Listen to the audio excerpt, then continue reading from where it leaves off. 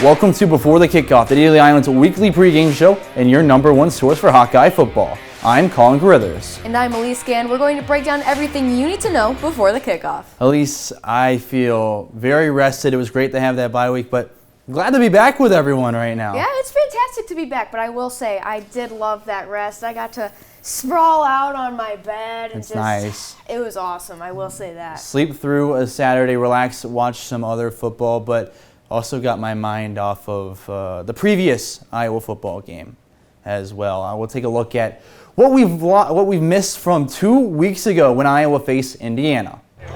The Iowa Hawkeyes hosted the number 11 team in the country, the Indiana Hoosiers, turning things around with that new head coach, Curt Cignetti, and we're on a lot of momentum going into this contest, and it showed early. Immediate interception off Mark Gronowski found the end zone within the first minute and a half of this game. Pretty flat start for the Iowa Hawkeyes, but they turn things around, get a touchdown of their own, keep it a close ball game with one of the top teams in the country, and of course one of the top teams in the conference, and Kinnick was loving it. But that's when we got to the end of the game, and Hank Brown had to go in after Mark Gronowski went down with an injury, and he threw an interception. Indiana has got the poise, got the opportunity to seize this one. But then Fernando Mendoza, at the time Heisman hopeful, threw an interception. Zach Lutmer taking it the other way, putting it into Indiana's territory. This one with seconds left in this game, looking like it's all Iowa's. That's when Drew Stevens came out for the game-winning field goal and missed it wide left. Tied 13 apiece, would have been the lead, but it's still tied. Iowa could try to send this one to overtime, but that's when Fernando Mendoza showed off those Heisman hopeful strengths, found his receiver for a 49-yard house call, and Indiana would win this game in Kinnick Stadium 20-15. Well, Colin, yeah, that was pretty painful. Yeah, I know you were on the field for that one. I was actually up in the stands, and I was ready to rush the field with the rest of the Iowa fans, but obviously things didn't go as planned for the Iowa hopeful. No, they did not go as planned. Lots of moving parts with this Iowa roster, so that's why we'll send it to Karch Smith in the newsroom for some updates. This is a big week for Iowa, who looks to gain some momentum at Camp Randall before they come back here to Kinnick to take on two of their toughest challenges yet. And the biggest question they have going into the game is obviously starting quarterback Mark Gronowski, who is listed as quarterback one and was medically cleared to play, but he is still day by day to the coaches. Coach Ferentz is waiting to see how comfortable he feels with the offense in playing through his injury in practice since he was a non-participant last week. Regarding Mark, so far so good. It's been, encouraging, certainly. He's gotten some good work in. A week ago, wasn't so optimistic, but we'll just take it as it goes this week. If Gronowski is not cleared to play on Saturday, both Hank Brown and Ryan Helinski are going to need to be ready to go.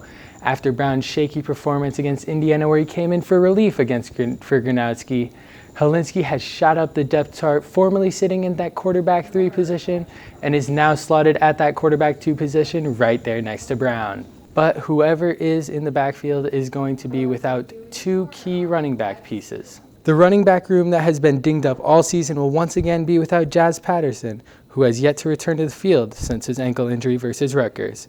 And Terrell Washington Jr. is also unlikely to play after an injury suffered against Indiana that is yet to be disclosed, meaning it is up to Kamari Moulton, who has led the team in carries the last 2 weeks, to shoulder the load once again. Iowa may be down some big key offensive weapons, but they are getting one back in form of the wide receiver room, as Reese Vanderzee has been making his way back to the field after a freak foot injury week 1. Positive side, looks like Vanderzee's going to have a chance to get back. I'm not expecting him to light the world on fire this week if he does play. As you can see there, Coach Kirk Ferentz is not very certain on how much that the sophomore wide receiver will play, if at all. But as he is making his way back to the field, he could add a big boost to the worst passing offense in the Big Ten right before Oregon and Penn State come into town.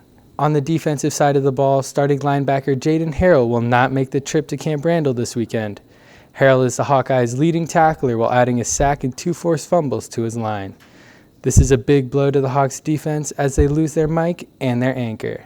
Despite all the injuries to the running back room, I think more of the injuries have affected the passing game, if anything. And I expect this one to be a vintage Battle of the Heartland Trophy game, a ground and pound, 3 yards in a cloud of dust, a real battle of the trenches style game. And I don't know about you guys, but I personally love that type of football. What do you think, Colin and Elise? Well, Elise, it's like you said earlier, and just like Karch just told us, there are tons of moving parts with the roster for Iowa, especially with Mark Gronowski and his status for this game. To be fully transparent with everyone, we're recording this episode on Wednesday, so his status might be more confirmed right after this episode is released, maybe right before if something crazy happens. But I want to know, because we were talking earlier this week, Elise, let's just assume with what we know now that he's a little banged up. It's still a little shaky to see if he will start that game or not. Would you have him start against Wisconsin, or would you run Hank Brown out there? I don't know. I was thinking about this, and yeah, we were talking, and I was talking to some other people here at the Daily Iowan, and honestly, I say don't risk it. I say let Hank get the reps now, because something could happen down the road. And let's say we're going into the fourth quarter and this game is tied, then bring Mark in. And he can save the day, but don't bang him up even more, because if he takes one hard hit, he's done for. I think that's valid. I think that's absolutely a valid take there, because Wisconsin hasn't been the strongest team all year. I almost think you could even try the opposite, try to score early with Gronowski, but then get Hank Brown a lot of reps as well. I'm almost on the exact same page as you there, but we'll see who is the camp leader as they're going camping up to Camp Randall this upcoming Saturday. And again, Wisconsin not coming off the greatest of competitions. Yeah, Colin, this Wisconsin team is coming off a 24-10 loss on the road to Michigan, dropping their record to 2-3. These are struggles that have carried over the entirety of the Luke Fickell era. Last season, they missed a bowl game for the first time since 2001, and it doesn't look too promising that they'll make one this year as well. No, and that would be the first back-to-back bowlless seasons for Wisconsin since 1992, but we talked about some injuries for Iowa, and a slight toss-up with Mark Gronowski. Will he play on Saturday? But Wisconsin pretty much in the same boat as well, at least. Yeah, injuries have bombarded the quarterback room to this point. I mean, where they've gone through a carousel of 3 different quarterbacks. Let's start to go round and around with Southern Illinois transfer Hunter Simmons. He started against Michigan and played against Maryland, where he had 247 yards, a touchdown, and an interception. Next, the Badgers could also go with San Diego State transfer Danny O'Neal. Saw time after an injury, but has since been benched for Hunter Simmons. In his 4 games, he has 640 yards and 5 touchdowns, but also 5 interceptions, 3 of them coming against Alabama and Maryland.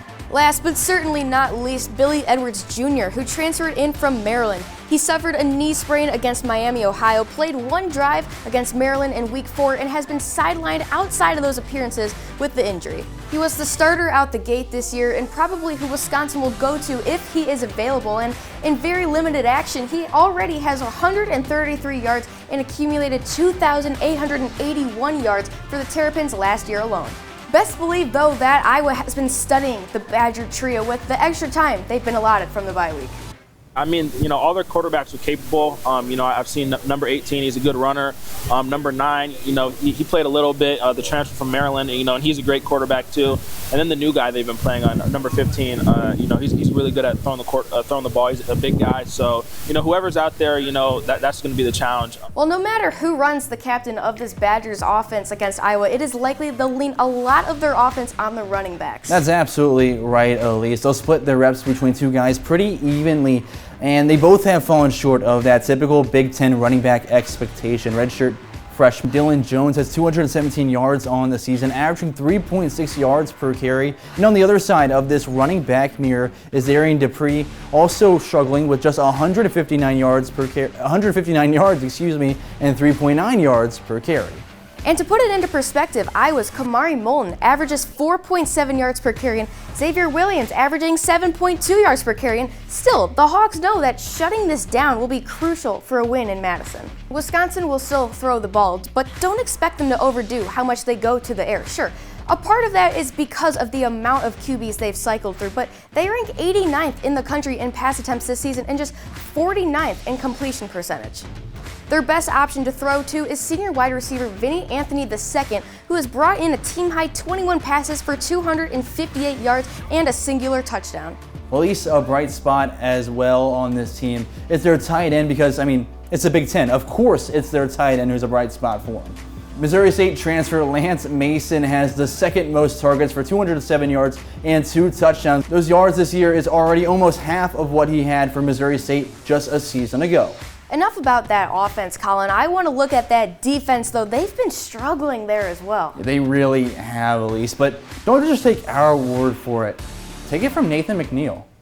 The linebacker flow, they flow very hard to the ball. So, like, that could be something that maybe causes something, but I don't really see too much of them doing too much for us to be stopped like that. So. But he's right. The linebackers have some good flow, and that's why they really haven't been rotated out this year. They've relied heavily on junior Christian Alliegro and junior Tackett Curtis. Alliegro leads the team with 31 tackles, but is also third in the Big Ten in missed tackles with 10 olays. Tackett is right behind him as second on the team in tackles with 24. These Hawkeyes are going to want to look out for the defensive ends that the Badgers bring as well. Yeah, they offer a real scare on the line, averaging 2.2 sacks per game, which is 39th in the nation right now. Mason Regier and Daryl Peterson have been the most notable names on the line for Wisconsin. Mason Regier is third in the Big Ten with 18 total QB pressures, while he also has 15 tackles and 2 sacks on the season. Peterson has just 9 tackles and 12 quarterback pressures, but when it combines the numbers with Regier's, they're the 4th best duo at creating those pressures in the country. And I want to point out that if Wisconsin loses this game, they're on track for their worst record since going 1-10 in 1990. But what if this is a benefit this year for the Badgers? A night game at home, getting their crowd and that environment to support them?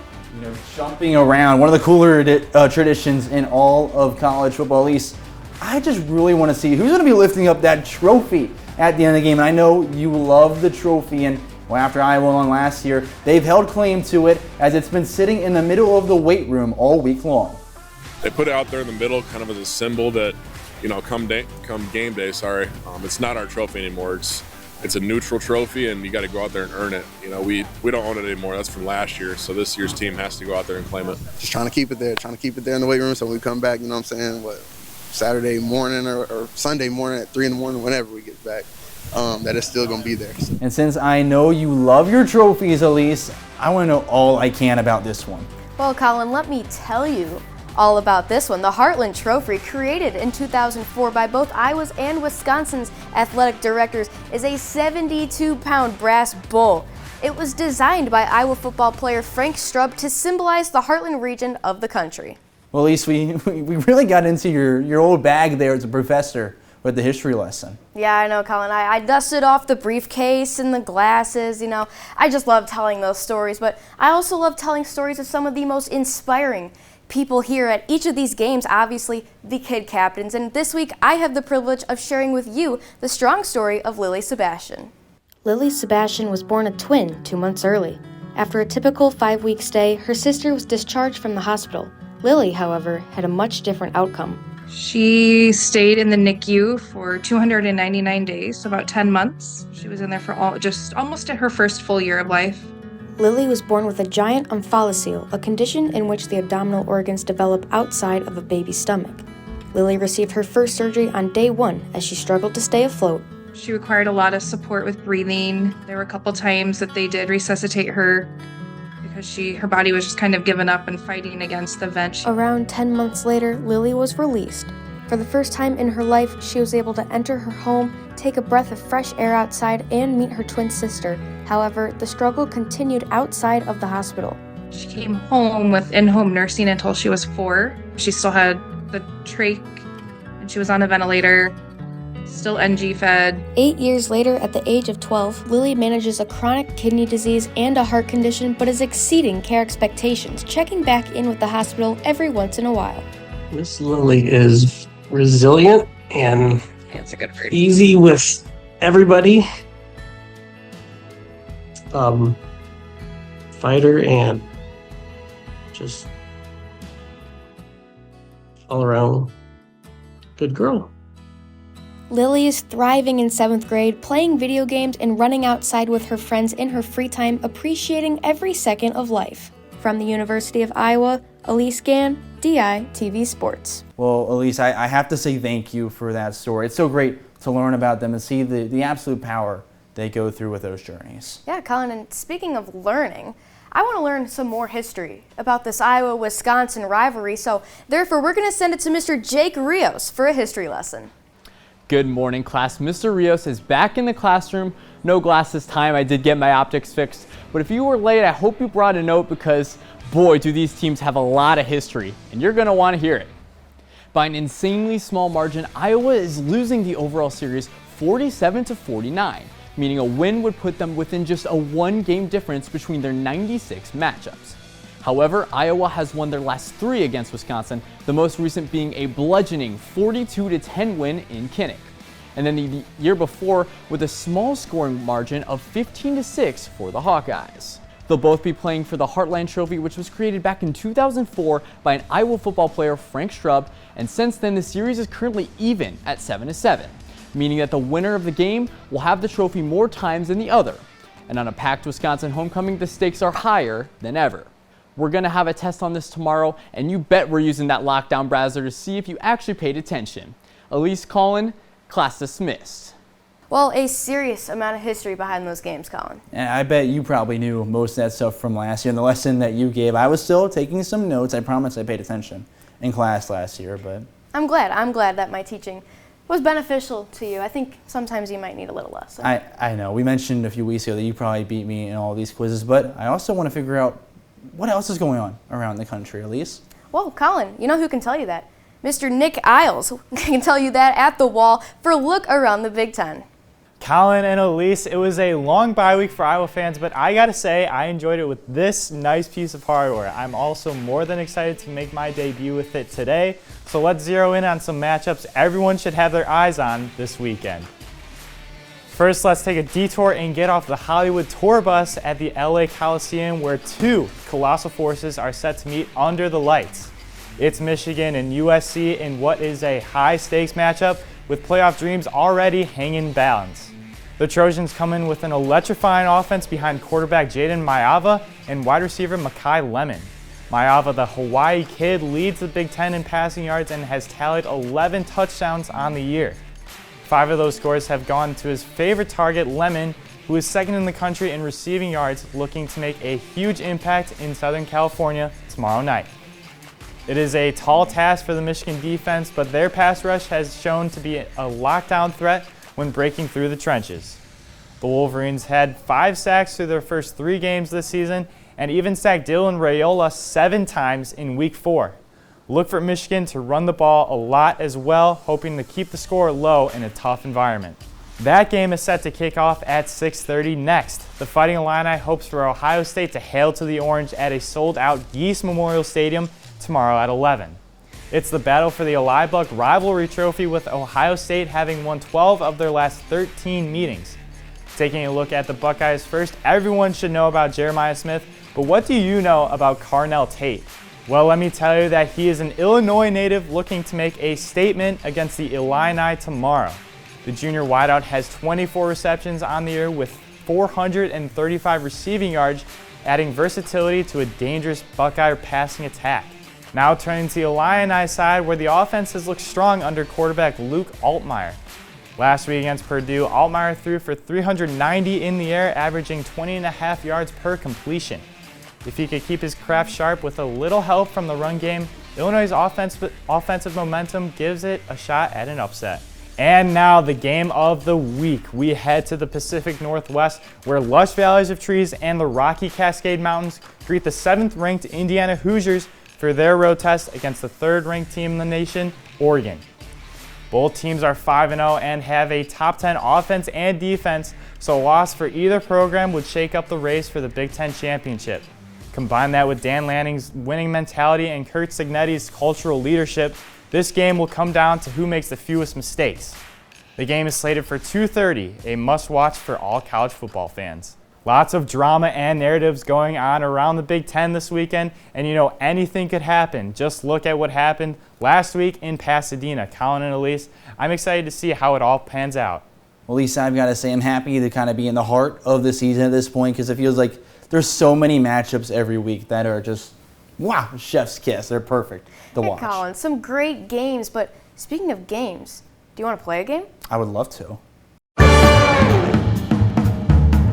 Hello, ladies and gentlemen. Welcome to our game show. Tonight, we are playing a quick guessing game, and our contestants right over here, we got Colin Carruthers, Jake Rios, Nick Giles, and Cart Smith with us here tonight. Gentlemen, how are we all doing today? Amazing. Doing great. It's a phenomenal night. It's all right. We're doing great. It's an honor to be here. Well, I'm so glad you feel honored, Jake. I'm honored to be your game show host tonight. So you guys know how this works. You get 5 strikes if the letters are not in this sentence. But Colin, you're up first. Pick a letter, any I letter. feel like, can I, Okay, yeah, converse. Converse. team. All right, let's hold up, guys. What do you think our first letter should be? I'm thinking S. Z. Dude, get all the bad ones out of here. That's true. What do you think? I think S would be our first. Would like to be our first letter, please. Brother. No way. Stop. Brother. That's like the most common. Okay, we gotta regroup. Okay. Do we go Is it my turn? Did we go like a Yeah, just keep going. We're going. I'm gonna go with E, most common letter. Is it? I think it's common A, letter. but No, it's E. It's E. Look it up. No, it's up there. letter. It's up there. no. Look it up. Are you serious?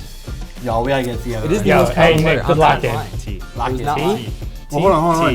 If I know my co-host at all, I know she loves Herky, but nothing spelled out Herky is there, so it's gotta be something though close to that. Something maybe related to. We need to get a few letters, right? Make it A. Like I an just, A. I'm on. Yeah, there's gotta be some vowels. Maybe an I. I or an A. Maybe it involves like Iowa. Oh, Maybe. It's gotta involve Iowa. Yeah. No, you're I. Let's guess an I. I. I. Guys. There's no shot with how many letters there are. Yeah. Really? How many? Opponent. Wisconsin. Hanson. Is this Right, about, like, Wisconsin. T- It has an I in it. It's like, Is it about when T-Pain rhymed mansion with Wisconsin? Gosh. I think should I just Guys, go R? we're not very good at I this. feel like This is R is a honestly- very R is like another popular. yeah, same. Plus, I it's agree. in, Ours. it's in Badgers. I mean, think about it. Go with the hint. So is I in Wisconsin. Badgers. So is I in Iowa. I think I Badgers was is spelled about A. I'd be cool with That that. last one does look like Badgers. Badgers. We'll go R. R. R. All right. We got an R up here. See, we just gotta get the board. Oh, I'm so There we tired. go. Yeah. Okay. Hold on, we had that third word there. Just I know two what the letters. last It's gonna be word like is. Oliver too. Yeah. I think I know what the last Well, one is. you do you guessed think it T, is? didn't he? So it'd be Oh! I think you're right. That means we've had an E though. Randall is No. not spelled with They an don't E. have Not an E. that. I think you were. Oh, you said Randall. Sorry. Yeah. I have a feeling. Okay. Oh, you thought Yeah, it was you know what? Camp Hey, Randall. I'd like to Camp guess an Randall A. or something. You'd like to guess an A. I'd like to guess an A. All right. Good guess, you guys. Good guess. Yeah. Okay. Suspecting the last word is Randall. Okay. Ats. Yeah, if this is Wheel of Fortune, I would have T. kept that hidden. But yeah. Camp Randall. Oh, wow. I Yep. think it's Putting it together. We have to. I think a T. Yes. Something T. at Camp Randall. Yeah, Is what I'm exactly. thinking. Let's just get the ones we know out of the way. Yeah. Yeah. T.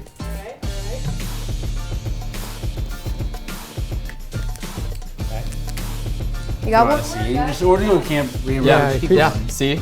Yep. Yep. Oh yeah, we did get a word. If you want to guess the word, you may guess the word. Camp. nice. Yeah. Nice. Oh, we thought of that one. Always said that. Randall. Randall for the bottom I'd one? like to guess Randall. Randall. Lock it in. You're so close. We just had to get in some rhythm, and then we're all Okay. we're all good right now. Something Oh, we're at cooking Camp now. Randall. Heartland Trophy never belongs in Camp Randall. Ding, ding, ding. Oh, I don't. Guys, I don't know. I'd like to solve. Oh! Oh. Converse. Oh, shoot. You get a I think I strike got if you it. get this I wrong. just want to go. No, I Oh, you know, I trust. pure I trust- confidence. Come on, I Jake. Come on, trust- Jake. I would just like to warn you, if you get this wrong, that is a strike. Oh, I'm not getting it a wrong. strike. I am Yeah, not getting it strikes. wrong. Let's go. I am not getting this wrong. Jump around at Camp Randall. Oh yeah. Wait, there should have been an extra N and T up there then. You didn't guess those letters. Yes, we did. No, you did No, not. we guess camp, not the Jump. letter. Oh. Yeah. Hey, Well, Jake. good job, guys. Hey, baby. There we go. Oh yeah. The Oh shame. yeah. Raises. I had him handy in case if we could. Wow. That's great. All right, guys. Well, thank you guys for participating, and thank you guys for tuning in at home. Well, I certainly missed our game shows, Colin. It's nice to be back in the swing of things. It really is, and I'm happy we were able to get that back. Had a lot of fun, so thanks to you for that at least. But speaking of games and winning, or losing in our cases, let's talk about our predictions for this upcoming Heartland Trophy matchup, starting with Karch in the newsroom. I believe it was Daryl Peterson who told the media that Wisconsin did 42 push-ups after every workout this offseason because whoever heard of Iowa scoring 42 points? This is a Wisconsin team that's only put up less than 20 points a game once this year. Iowa may have injuries on offense and they may be struggling, but this Iowa defense is going to be able to shut down this Wisconsin O. 21-7 is a kind of a low-scoring affair. It's going to be a ground and pound game. Let's see what Jake Rios thinks. Guys, with all due respect to Wisconsin, they are currently the least dominant of any of Iowa's rivals. It's hard to put confidence against Iowa State or Nebraska because they're always close games, but Wisconsin is a safer bet. That being said, the Badgers will play tough, but Iowa is going to be winning 20-14 with Drew Stevens redeeming himself and never missing on any of his field goal attempts. You know, Jake, both teams should be desperate for a win. Wisconsin is coming off a 3-game losing streak, while Iowa suffered a late blow to Indiana 2 weeks ago. The Badgers are trying to find an identity on offense, but they're not going to find it against Iowa. They may not find it this season at all, considering they have yet to play Ohio State, Oregon, Indiana, and Illinois. Give me the Hawks 24-14. Iowa keeps their trophy, and I keep the belt. Seems like a perfect situation to me. Well, Nick, I'm sure you're loving your time with the belt right now, but I think your time is up, and it's time for someone else to have a turn. And I'd like to put my name in the running for that. I got Iowa winning 24-10 over the Wisconsin Badgers. I mean, Wisconsin, they have no run game, and quarterback Mark, Hank, it doesn't matter. The Badgers are not that great, and for Iowa's defense, the Badgers aren't good against anything. I don't know. And they can jump around all they want to, but I got the Hawks taking this 24-10 in the end. Well, I have an extra challenge this weekend for the Wisconsin students specifically. Let's see if they can fill up the student section by game time and not the second quarter this game, because they're going to want to see a night game, the Heartland Trophy, as it stays in Iowa City. I've got the Iowa Hawkeyes winning 27-13 in this ball game. I think this one, as scary as it could be with a few extra injuries, I don't think Luke Fickell is going to find any way to bring it back. He wasn't able to do anything extra at Cincinnati besides make the playoffs, and sayonara to him, he's not doing any better at Wisconsin. I've got Iowa again winning 27-13. Elise, what did you think of my extra little challenge there for the Wisconsin students? I mean, it doesn't sound too difficult to me, but for those guys, I guess it's a big thing to ask. I know. I mean, I get that their program has struggled the past few years, but still a good program overall. It's a great place to watch a game, and you're going to go. You might as well go support, show up for the full entire length of the game. Right, Colin, and don't they want to jump around? Don't they want to jump around? One of the cooler traditions, they say, in all of college football. I'll give them credit for it as well, but we'll see on Saturday if they fill that stadium by kickoff. But for now, I want to say thank you to Jake, Karch, Nick, our entire tech crew, and you for tuning in to Before the Kickoff. Make sure to check out the Daily Iowans website and YouTube page for all the latest on Hawkeye sports and coverage of this weekend's game. From the University of Iowa, I'm Elise Gann. And I'm Colin Crothers. Have a marvelous weekend watching these upcoming matchups between Iowa and Wisconsin.